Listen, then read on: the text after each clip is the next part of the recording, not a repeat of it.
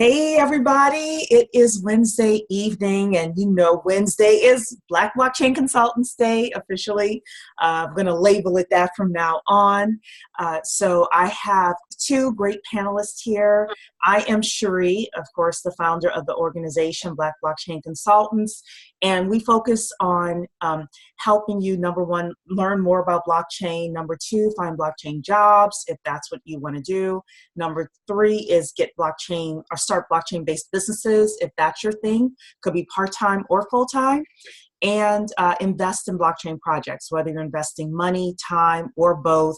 We want you to make smart decisions about blockchain. And then ultimately, we are here to build generational wealth through the blockchain, through this $3.1 trillion industry. So every Wednesday we get together and we talk about some facet or area of the blockchain.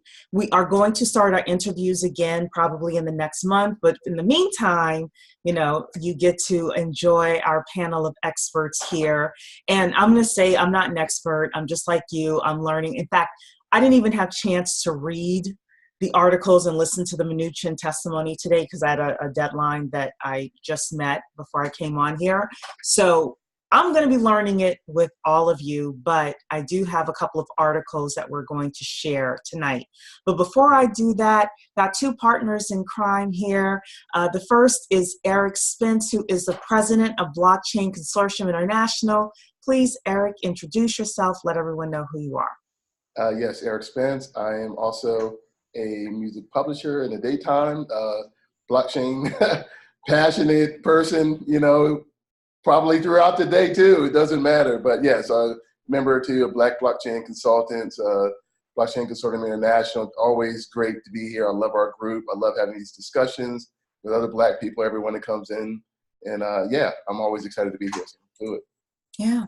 And Corey, AKA what you have on the bottom of the screen, you told me not to say it, but if you want to tell everyone what that means, you can. So Corey Henry. And don't forget to unmute yourself, Corey. Okay. Oh, it says Opportunity Zone King. And I say that because I've spent a tremendous amount of hours understanding this Jobs Act, this Tax Cut Jobs Act, and packaged inside of that the Opportunity Zone provisions that are going to totally explode our efforts from a Black blockchain point of view, because this creates the breeding ground for us to light off phoenixes like nobody's business, like fireworks. Mm-hmm. And that's even before we start applying any kind of blockchain to it. So I'm just excited to be here as everybody else. We all have this spirit of anticipation. So I'm just excited to share my point of view on whatever this new news is and see how we can put things on the ground. Absolutely. And what I love about you is that you very much help us apply the things that we're learning within blockchain. So I hope you have saved and trademarked Opportunity Zone King. If you haven't, that is your homework, because somebody else will snag that. Better believe it. Yes. None of us on the line here tonight will snag it, but you may want to save that. Yeah. All righty then. So there was testimony given, I guess it was yesterday, with regards to Steve Mnuchin. And there was a discussion about defining cryptocurrency versus blockchain, and the fact that, so if those of you who are asking who in the world is Steve Mnuchin, he is the Treasury Secretary of the United States. So not only does he print dollar bills, and he's the one that is supposed to be in charge of like releasing the Harriet Tubman $20 bill, even though it's been delayed for whatever reason. He also is just in charge of money, period. And the fact that he was given the testimony versus the SEC chair SEC is Securities and Exchange Commission.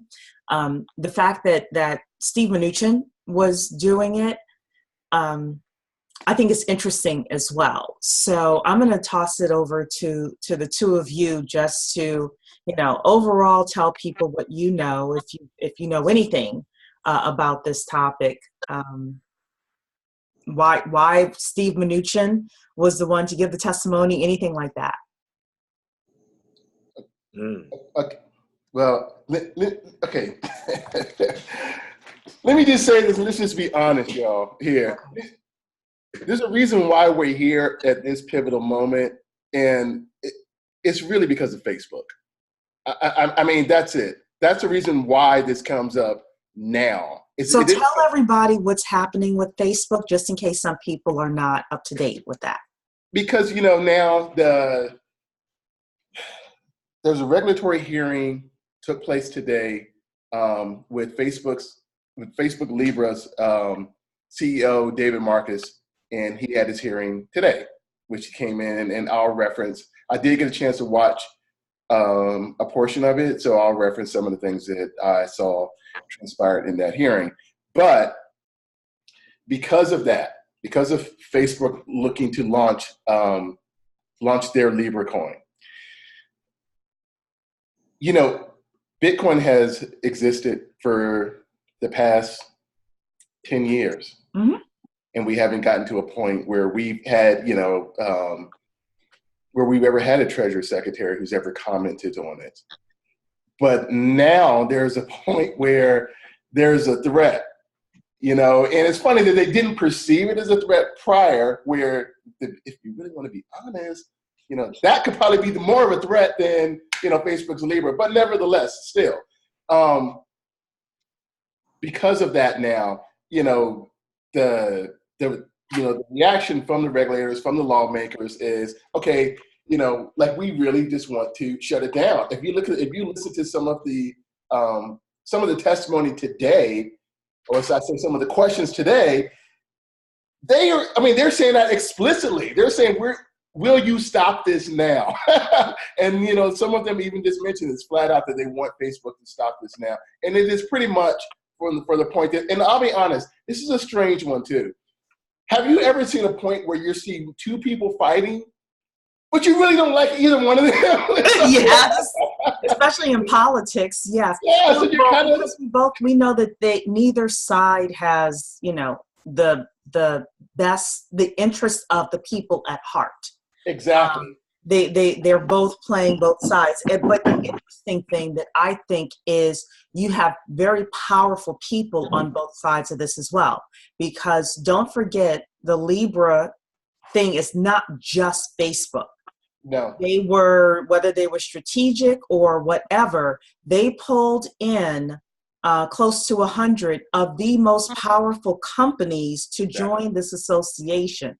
Right. So not only do you have Facebook, who is very powerful, but now you've got all these other companies. And those companies are big donors in politics. And next year is an election year. And some of these senators and some of these House people, whether they're Democrat or Republican, they're going to be looking for donations and things like that. So Bitcoin isn't owned by anyone. Right. There's no CEO of Bitcoin coming to legislate or to ask for certain policies and procedures. However, you've got the mighty 100 with the Facebook Libra thing that are going to be doing that. So that's a very good point, Eric. Yeah. I mean, and you look at some of the people on that. I mean, you have Uber, you have Lyft, you have Visa and MasterCard. Visa, I was thinking Visa, and yes. That's more powerful. Yes. I mean, you look at, these are the payment rails themselves that are there. And you got to imagine, I mean, and listen, I'm just going to say this, I'm not talking, so I want to hear Corey's take on it too. But it's also a big point that the government knows that they can't out-tech Facebook. They know that. So they know, and I'm going to be honest, the banks can't out-tech Facebook either. And so because of that, they know, okay, it's like Pandora's box. like they know that if we let you do this, there's no way we're going to be able to stop you because you know this way better than we understand it, way better than we know it. I mean, you can only imagine. You're going to look at it, every ad you can possibly imagine. We will be inundated with Libra ads all over the place. Mm-hmm. It would just be, I mean, the U.S. dollar isn't advertised that way, the way it's. So they do understand, at least to that point, what they're up against. Now, I guess it's a question of, I mean, can you guys stop it or not? But you know. Well, I think they can. The question is, will they? Will they stop it? You know, and that is, of Because course, they it has to do with a regulate. lot of different things. It's not Here's not the as thing. clear cut. But go ahead, Here's the Corey. thing. This is out of the United States' hands. Yeah. Because they can't stop it from happening in Europe. They can't stop it from happening in India. They can't stop it from happening wherever Facebook and its 2 billion citizens live. They can't stop it. And that's the beauty of not only what Facebook is doing, because all Facebook is a network, right? A very well laid out, very well dug in network. But they all die, just like the one before Facebook, MySpace. It had a short life, but it died. And eventually, our kids who could give a damn about Facebook will have an entirely different way on an entirely different network that will have all of the power to be able to set the rules. Will you stop this? Absolutely not. That's the truth. I do think that the U.S. government could stop it if they wanted to. I'm not saying they are going to, but we do know, for example, there are certain things that Facebook and Google cannot do in Europe. There are laws against, within, they can't even get in China. So I disagree with you there. But one thing that I think might throw the curveball in is how powerful will they allow Facebook to become? If you think back to 2008 with the financial meltdown, a lot of it happened because they allowed a couple of companies to become more powerful than the US government. Also, and now this is what I heard in a documentary, so I haven't checked it to be true, but it was a documentary on CNBC, so I kind of would trust it. There was a point when the Ivy League schools, Harvard and Yale and Princeton, when their endowments were so large that the US government made them sell and give away a certain percentage of that money because they did not want the institutions to have more money and be more powerful than the government. The only reason why I say they may put some serious flags up, just like they did with Walmart when Walmart tried to get into banking, is because the US government will always try to protect its overall power, no matter what. Now, I think the only thing that could throw the monkey wrench in there are these individual politicians asking for donations from these people. But now you got a consortium of people that are getting together. So that would be my kind of monkey wrench in there. And you know what, but Sheree, but let me tell you one thing that they did. And let me tell you another thing that I saw this, and it's funny how this stuff accelerated. It wasn't just Facebook. If you look back, you'll see that rumors started swirling around that Apple may potentially launch a cryptocurrency. And then you saw that, and it's funny how they rushed to do this stuff. You're going, wait a minute, how many people have time? And but you see that thing came out that it said anyone launching, any tech, and it specifically said tech company launching a crypto or whatever, which we're kind of wondering how that's going to affect some of the other blockchain companies. But it said that they would be fined $1 million a day. Now, here is the thing to think about, though. all right, Facebook is what, $50 billion or whatever. I think you got to be honest. If they were to launch this and make like 30 billion, okay, here's your 365 million. Go run along, like and like right. I mean, that's kind of like to Corey's point about them not being able to stop it, because once they could go, okay, here you go, okay, here's your fine. But look what we just made on the other side. Yeah, So, just understand this, and this is what is critical in all of this. Beyond the discussion about how we got here, what's critical are the actions, because we have to understand that the dollar is now shit. Truth. Either gonna be It's the truth. either gonna be shit now while you're holding it, and you can actually get rid of it because not everybody knows, right? Mm-hmm. But at the end of the day, how long you want to hold on to how many bags of that crap? it's true. Yeah. I mean, if people are going to start diversifying their currency, Thank you. in a way that's never been done before. What I'd like to do, fellas, if you wouldn't mind, was just go through the article that I pulled up with regards to this, just so everybody who's on the line and watching the replay can, we can all be on the same page. A couple people made comments. We should kind of read some of the comments that they made. Okay. Right? You want to read a couple of comments? Yeah, William was pretty active. William Hager, bro. I hope I didn't Hagabarak. Dude, I hope I didn't butcher it.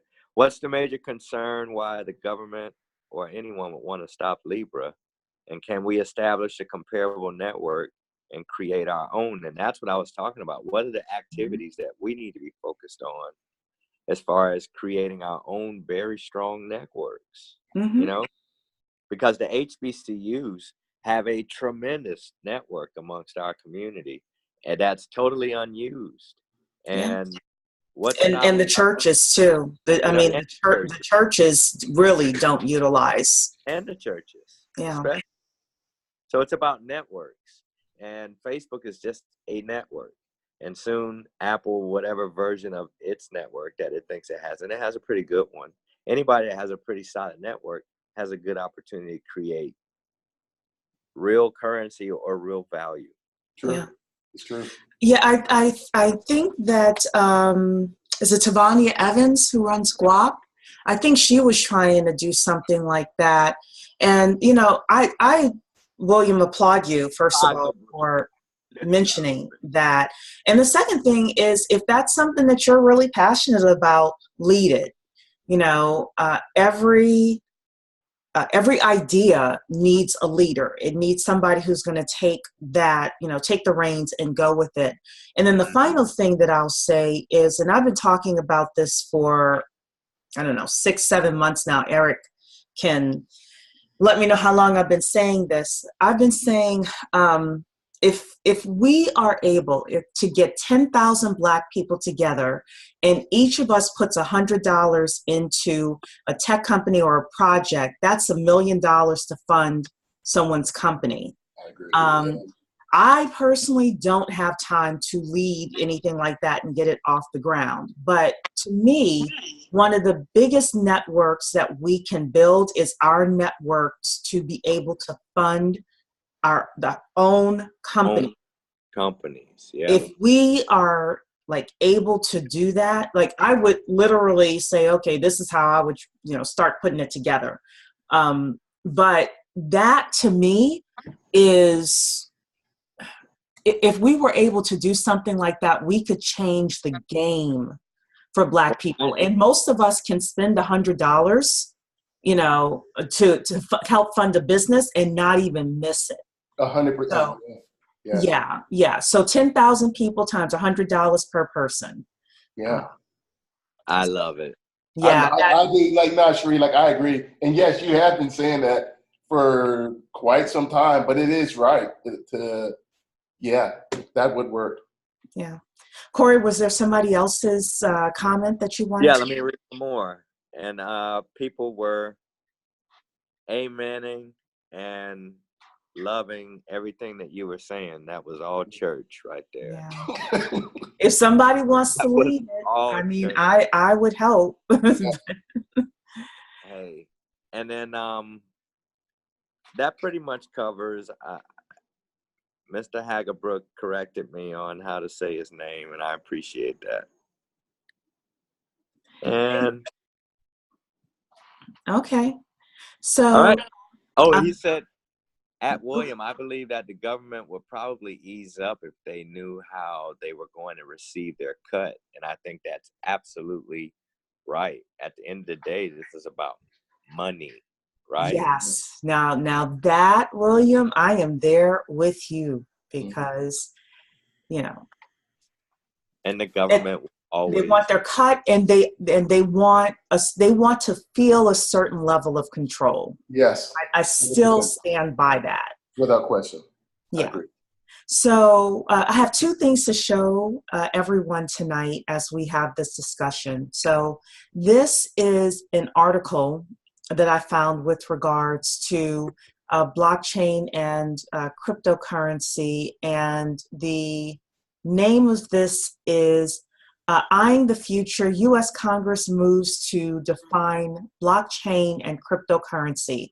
Senate Action Plan on Blockchain Promotion Act Seen as Vital to Growth by Leo Jacobson.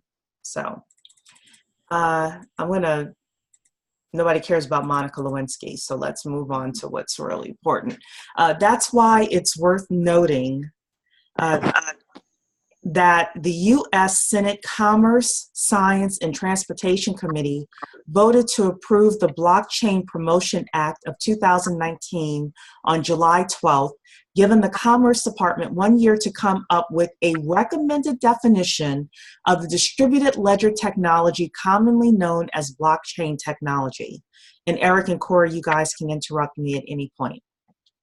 One thing we're going to do is read through this bill, this Blockchain Promotion Act of 2019, because it's only 5 pages. But let's continue reading can this. I just say what that sounds like to me? Okay. It sounds like they're saying, let's write an act to say, what in the hell is this? Yeah, that's exactly what it is. This is, how do we define this thing? And the fact that it's the Blockchain Promotion Act tells me that they're beyond thinking they're going to ban it.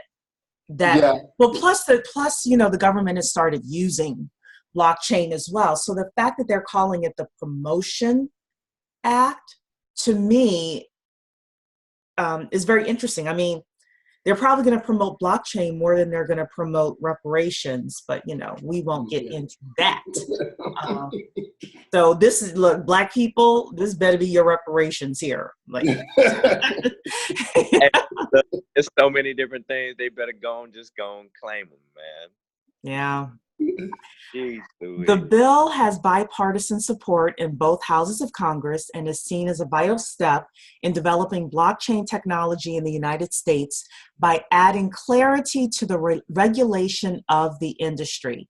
Definitions play a key part in the law as is made clear by the text of the bill itself, which begins by defining federal agency for the purposes of the legislation.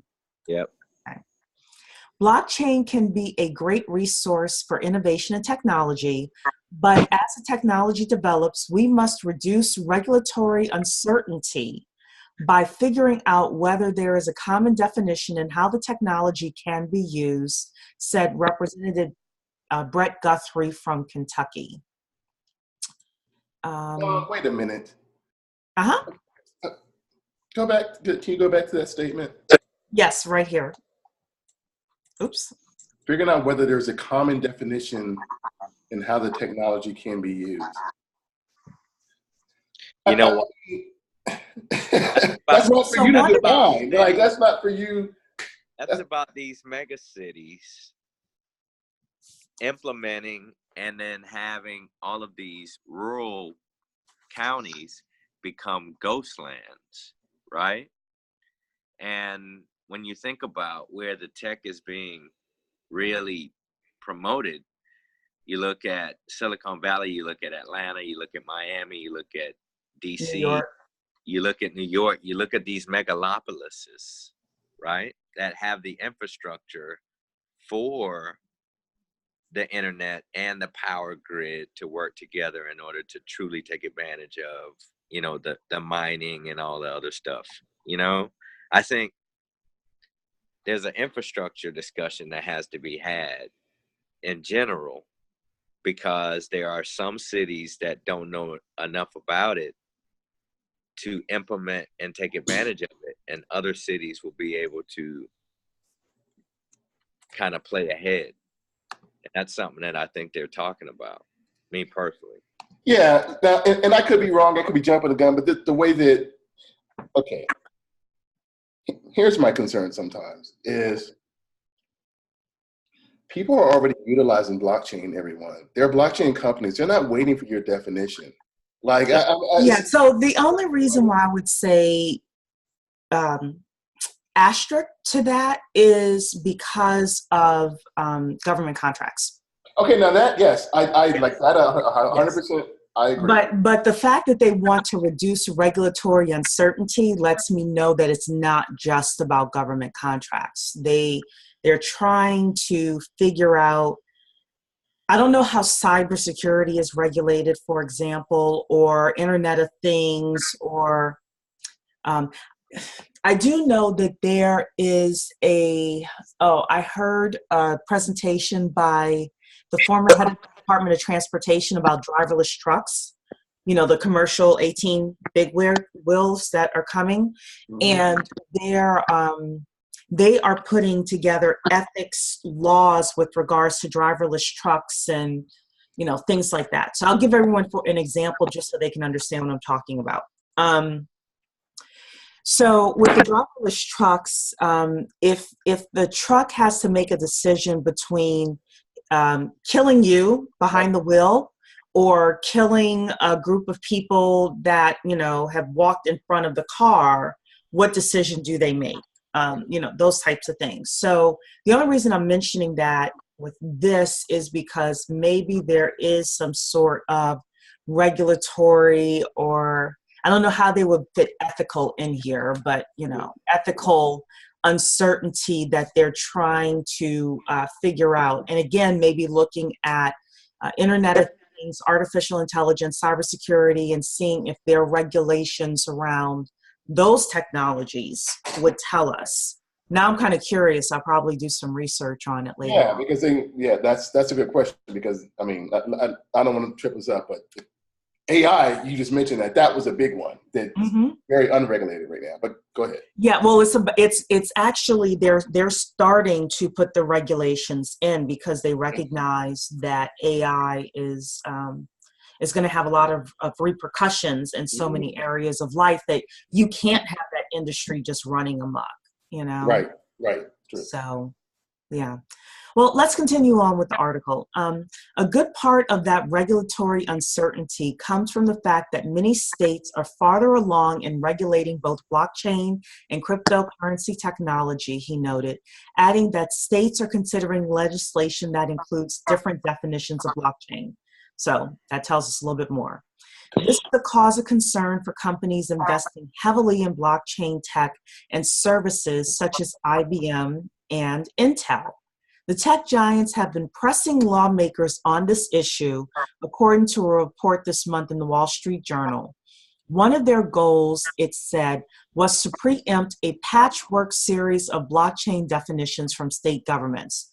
So this is interesting. So you have IBM, Intel, and these other big companies that want a federal definition. And it seems like they want to have that federal definition so that they can just do one solution versus 50 different solutions. The Blockchain Promotion Act also seeks to prevent the Commerce Department from acting unilaterally, directing the Secretary of Commerce to establish a blockchain working group that includes many federal agencies as well as companies of all sizes, advocacy groups, and academics. I'm going to say something right here. If you all want to make money in government, figure out how to get in this blockchain working group. All of the opportunities that are going to be coming, I won't say all, most, are going to be done in this room, this blockchain working group. So if you want to start a business that helps the federal government with blockchain, or even state governments, I would figure out a way to get in this working group. Its goal would be to develop, this is about the blockchain working group, its goal would be to develop a common definition of blockchain, and perhaps even more importantly, recommend opportunities to leverage the technology to promote innovations. Didn't I just say that? You did, yeah. Just said it. I lived in this town a long time, so I can tell you. Blockchain has the potential to be a catalyst for sustained economic growth across all industries in America, says Senator Todd Young. If America leads in its development, we're too late for that, but okay. If America leads in its development, we can ensure that its benefits will be shared far and wide. I'm proud to join with my colleagues to ensure the U.S. is at the forefront of this revolutionary technology. Oh, I don't know, we're kind of late, but okay. They're talking here about defining cryptos. When it comes to regulating cryptocurrencies, legal definitions are even more important, as these virtual assets are by their nature international. This means, particularly given the secrecy built into Bitcoin and its offspring, they cannot be defined or even effectively regulated by a single government's decree. Creating these regulations effectively requires a standard terminology that does not exist. It looked, based on this research paper, blah, blah, blah. There is no standard usage of terminology across regulators, and a variety of terms have been used to refer to crypto assets in official statements. It has always been about the banking. It's all of that. I mean, that's exactly what it is. It has always been about the banking, and it was always about the perpetration of the dollar. And at some point, we knew that there would be a switching point, like this lights off all the way until it's on, right? But you know that as you're pushing it, eventually it's about to click. And the point of it all is that it's really starting to click, right? And we recognize that the power comes behind how you control people with money, right? Yeah. It used to be you had that. Now you're not allowed to have gold in your house. Why are you not allowed to have gold in your house? Because it's a standard of measure of value. And it was the biggest one up until there was like platinum, but now Bitcoin, which is a finite resource. We've already mined 18 of the total 21 million Bitcoin that will be, mined, and then it's out of control. Even if you have a piece of one, it's going to be ridiculous, and it's a global currency, and it comes down to networks. It comes down to people staying compliant to a network, and people are still fluid. They still own their own will.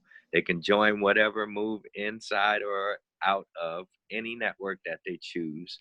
So it's a matter of us defining and establishing networks and understanding, giving those networks the capabilities to coagulate their resource. Yeah. Even Richard is agreeing with you about the control thing.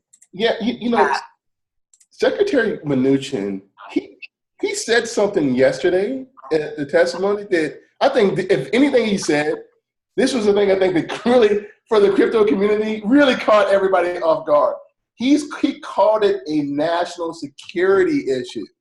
Oh, gosh. Yeah, like everyone was like, wait, what? And then he once again reiterated the same tropes we've all been hearing: illicit activities, money laundering, human trafficking, tax evasion, all these sort of things that we all know that the number one unit of currency used in that is the U.S. dollar.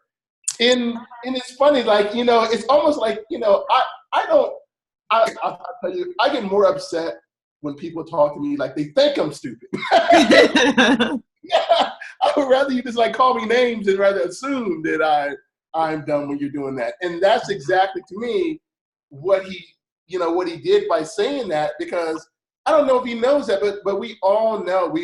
It's funny because then once again he said the same thing again too. He said, the point about secrecy and that sort of thing, which I'm kind of like, oh, well, you have companies like Chain Analysis, which actually was referenced in that article. Chain Analysis actually are able to go and, to have the information to find out who's actually behind certain wallet addresses and that sort of thing. So you do have those sort of things, but it's kind of funny, like, to hear them once again repeat the same tropes. And that, if you look at it, that was his leader. That was the main thing he was talking about. All of us are much more educated in the space, and we're going, no. You're using that as a shield. But what it's really about is like what, you of course, saying about. It's really about the control and about you don't want to lose the value of the U.S. dollar and its presence on the global market. That's what it's about. Yeah, I want to say something here as well. We have to also look at the person who's speaking and the source. And if you know anything about Steve Mnuchin, you know where I'm headed. If you don't, then all I'm going to say is Google the man, especially before he was Treasury Secretary. Good point. This national security thing is smoke and mirrors, and he knows it, in my opinion, allegedly, whatever we're going to say. He knows it. We know it. Yeah. Remember, I think it was last year, was it Jamie Dimon? Jamie Dimon was saying, this Bitcoin thing is a farce, and I don't know why people are in it, and, don't get into cryptocurrencies. And what happened at the end of last year? They announced that they were getting into crypto. I would not be surprised if Steve Mnuchin is doing the same thing. He's sitting in Congress saying it's a national security risk, and he's telling his broker, or he's got his son or daughter, whomever, putting Bitcoins on a wallet for him. 100%. So, Yes. Consider the source, but also understand how what these people say are going to affect the consumers at large, because this has to do with adoption overall as well. So we know what the rich are doing, and then we also have to figure out when is mass adoption going to be coming, because it is going to come, but when and how it's going to come is always what's up in the air. And that is where the opportunity really comes in. Whether, again, you want job, you want, start your own business, you want to be a content creator, whatever it is really thinking about what the regulators are doing and what the industry people are doing, whether it's Facebook, Visa, MasterCard, etc., how that's going to affect mass adoption and and when. So, and I agree, but it was funny because another thing that he said, especially when he was speaking about, particularly he was talking about Libra and about them making sure that they're handling, KYC and AML. If anybody doesn't know, that's KYC is Know Your Customer, AML is anti-money laundering, and he was talking about, hey, they need to go through the same regulatory process all the other banks have went through in order to do this. And I'm like, well, wait a minute.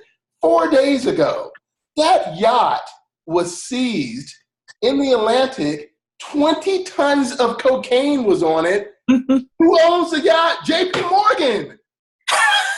Look at it. You can Google the article right now in Forbes.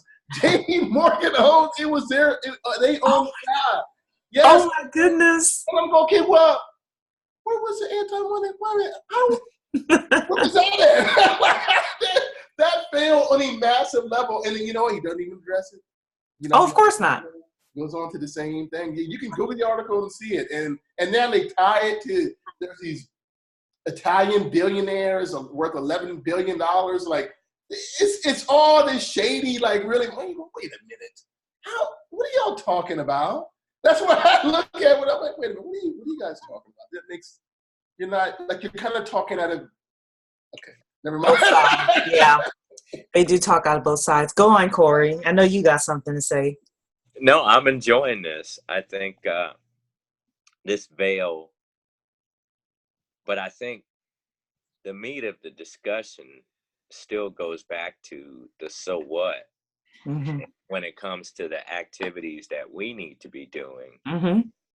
to put ourselves in capture mode. I mean, it's obvious that, you know how when a big storm is coming, right? Mm-hmm. And the sky starts changing and the wind starts blowing, but it ain't no rain yet, right? But you know without a doubt, certain that it's about to rain.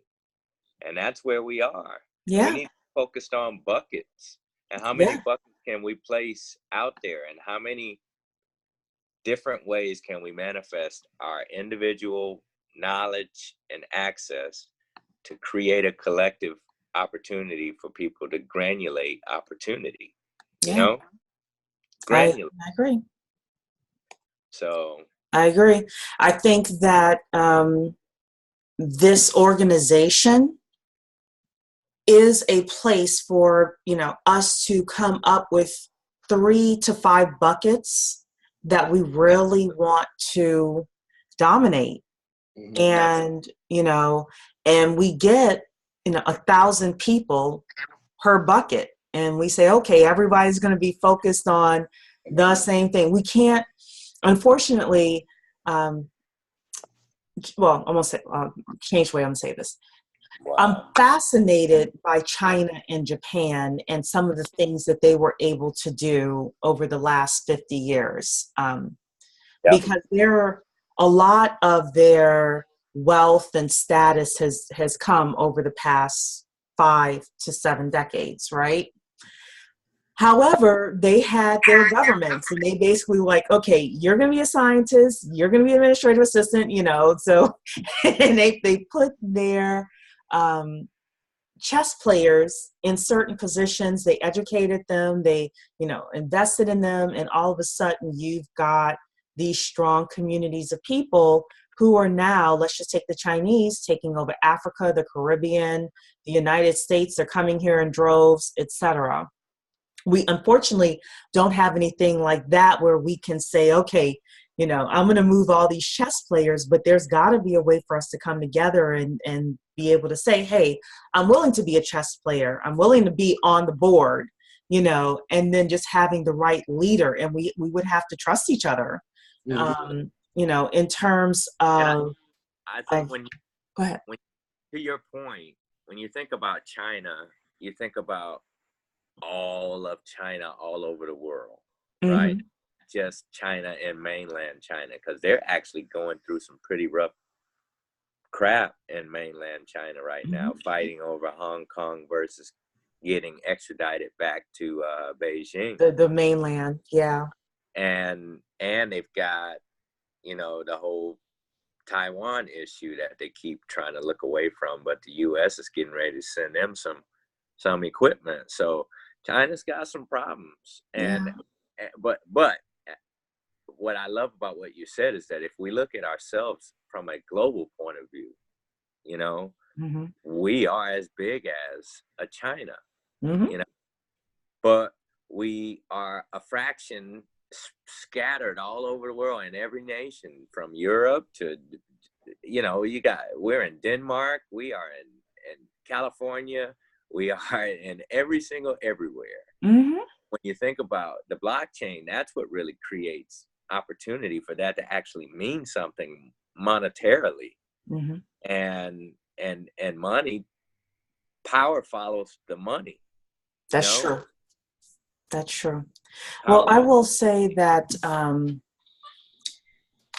there are certain companies out there that are powerful because they're big.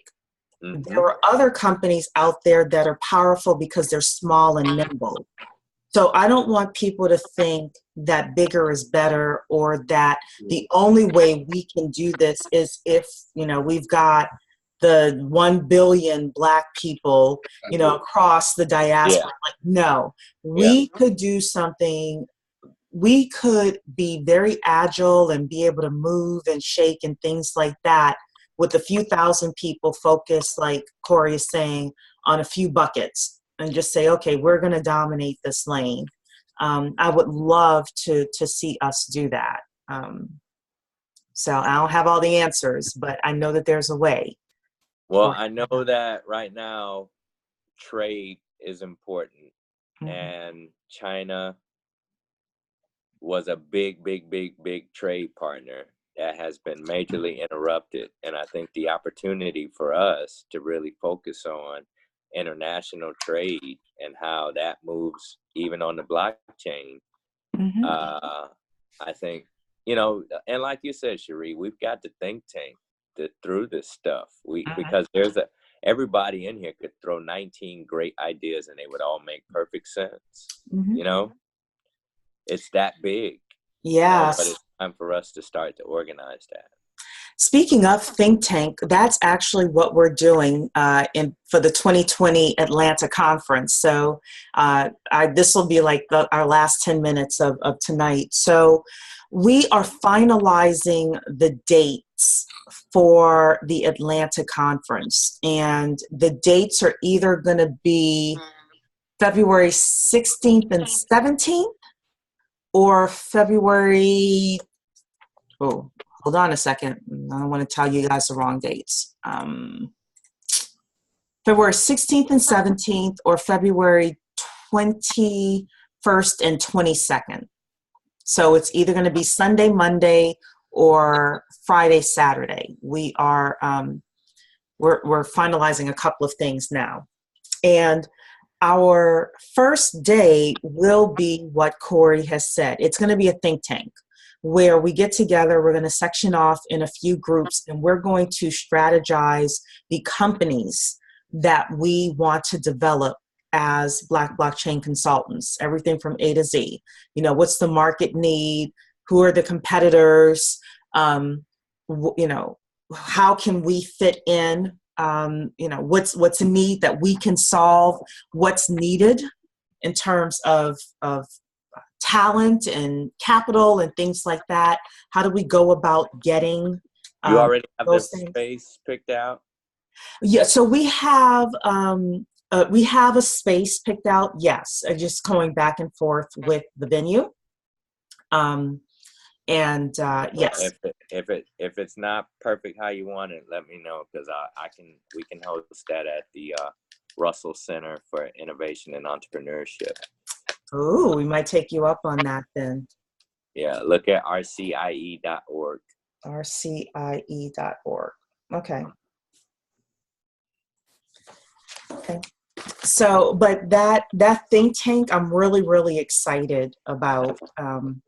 Yes, and then the following day is going to be like our open day for 150 people, where we're talking about blockchain, introducing people to it, as well as having other panel discussions with regards to blockchain. I'm going to invite the head of Patient Tory and a few other big names in Atlanta to be our speakers. Going to invite Corey to be one of our speakers. So we're going to talk about opportunity zones and blockchain and how we can take advantage of that. And you all know me, I'm all about the economics at the end of the day.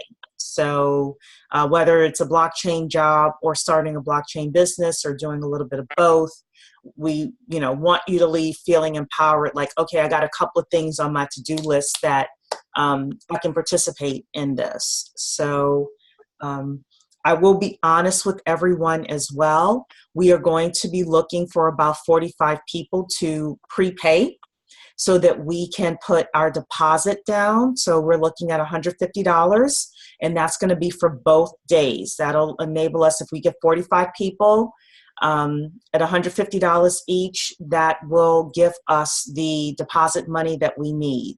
And it will just really get us off to a great start. So, and you would be able to participate in both the think tank day as well as the big day.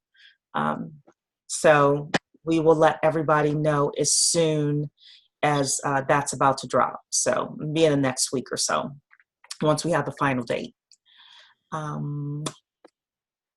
So we've got 6 minutes left. I'm going to give you gentlemen a chance to give any final comments. Ooh, before I do that, I'm sorry, guys. I want to share one thing with everybody here. And you're going to share those articles, right? I'm sorry? You're going to share the article, right? Yes. So the first article here, I just want people to know where it is, just in case it's a replay. It's from modernconsensus.com, and the name of the article is Eyeing the Future, U.S. Congress Moves to Define Blockchain and Cryptocurrency. And then if you click on this Blockchain Promotion Act here, it takes you to congress.gov.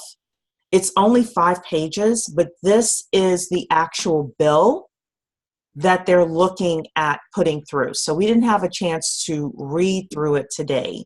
But if you are a legislative geek, like my friend Eric Spence here, and you want to read through what the actual bill is, it ain't the Mueller report, so you don't have to go through 400 pages. Don't worry, like they didn't go through it.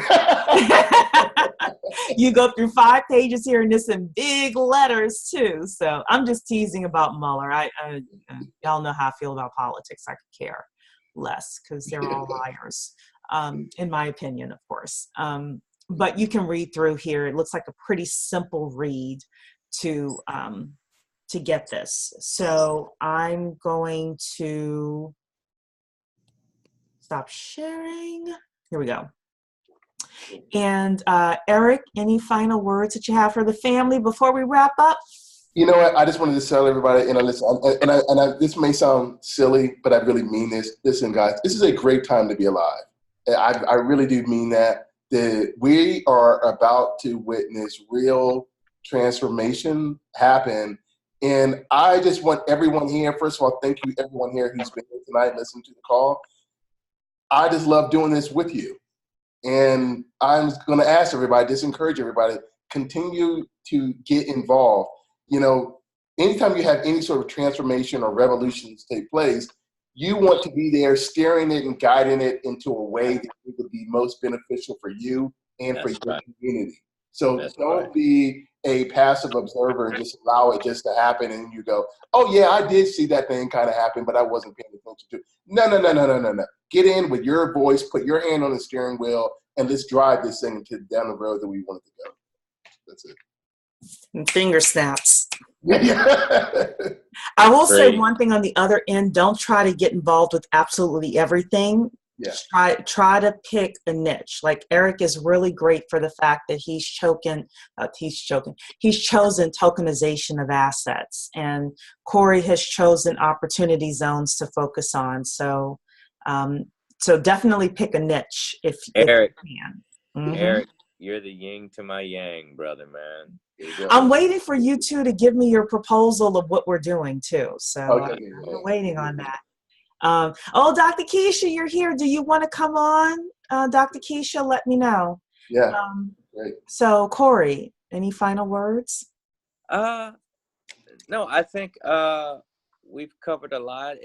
Again, it's my pleasure to share with whoever benefited from my ranting and raving about how great of a time it is.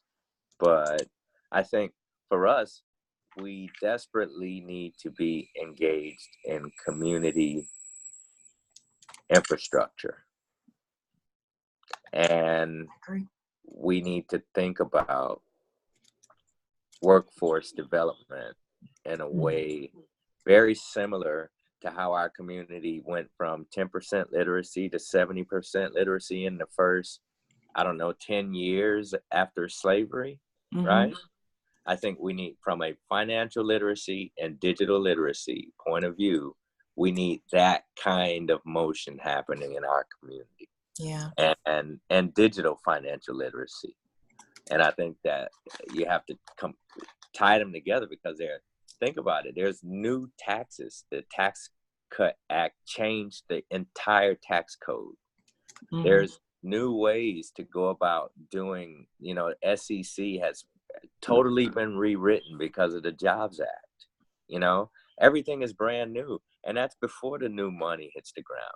But we know the new money is coming, right? Yeah, you're right. So, and it's interesting. Organized, man. You mentioned education and literacy, and we've got Dr. Keisha Waddell on the phone tonight. Yes, absolutely, guys. I am so excited to be able to catch up with you all with this. Like you were saying, I think the biggest thing with this Congress piece and its mass adoption is coming.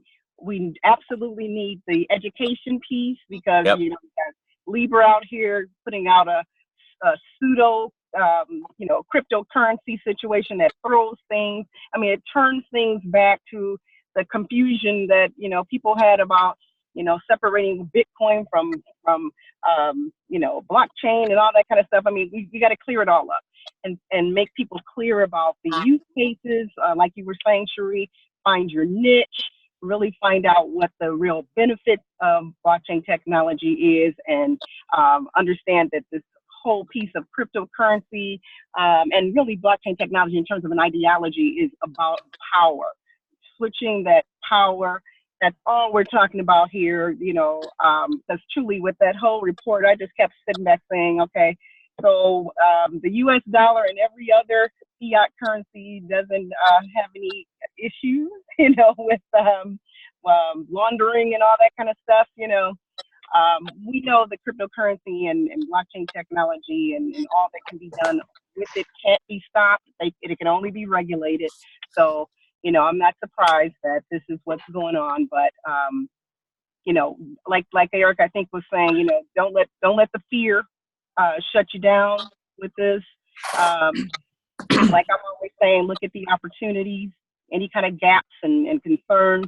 I see them as opportunity gaps, so good timely call tonight. I'm excited that we're all together, super excited because we had a lot of excellent energy and a lot of great ideas, and I cannot wait for this next conference. Yeah, the next conference is going to be on fire. So exactly, and I'm loving that opportunity with the what is it, the RCIE? That's the RCIE. Yeah, we're gonna check it out. Check it out. Check that out. That was a good one. Thank you for that. Yes.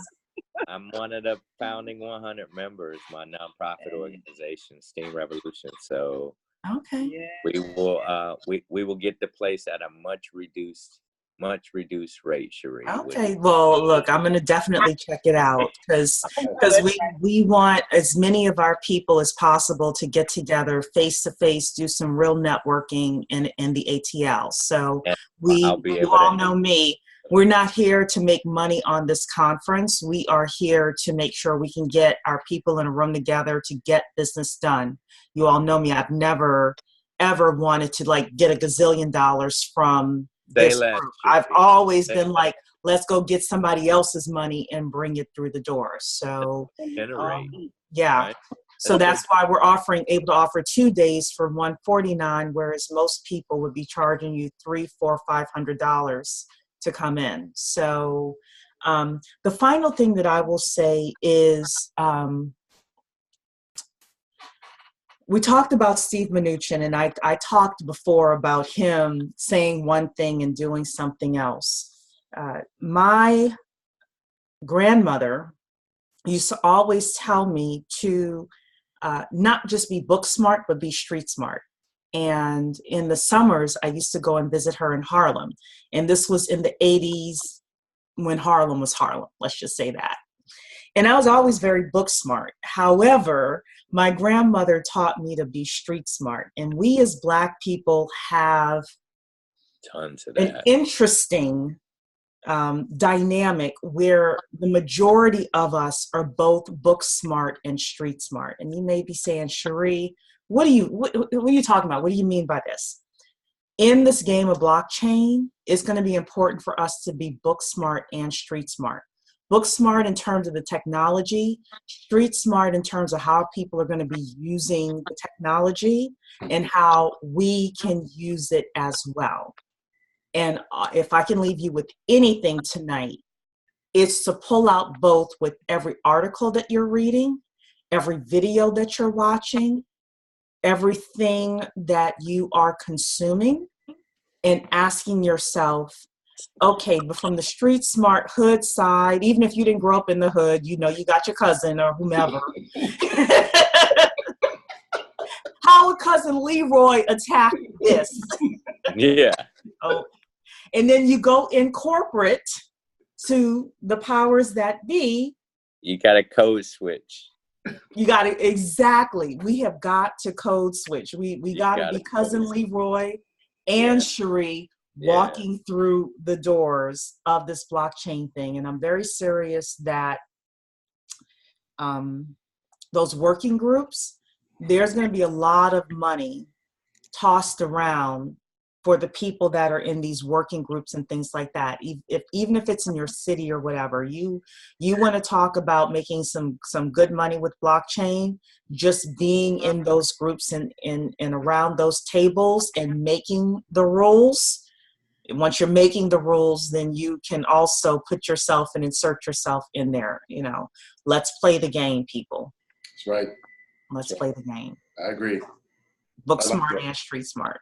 No, I like that. That's right. It's probably the first time anyone has ever brought those two together in the blockchain. See, that's why we're here. It's because we need it. Exactly. We're going to give you the Negro point of view. Yeah. That is the point of this group. Yes. Yes, back to black on it, for real. Yeah, we're going to tackle black. Right.